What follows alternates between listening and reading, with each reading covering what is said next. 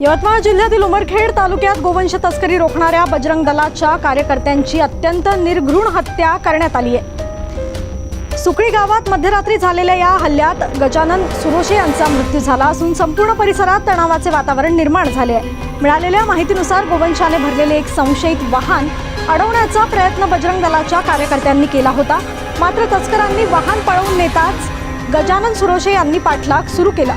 सुकळी गावात पोहोचताच तस्करांनी त्यांच्या वाहनावर दगड आणि दांडक्यांनी हल्ला केला। गाडीची तोडफोड करून त्यांना बाहेर ओढत अमानुष मारहाण करण्यात आली। या घटनेचे सीसीटीव्ही फुटेज समोर आले असून पोलिसांनी 2 संशयितांना ताब्यात घेतले आहे। महाराष्ट्र पोलीस प्रशासनाने आरोपींचा शोध घेण्यासाठी विशेष पथके रवाना केली आहेत। दरम्यान या घटनेच्या निषेधार्थ महागाव बंदची हाक देण्यात आली असून परिसरात मोठा पोलीस बंदोबस्त तैनात करण्यात आला आहे।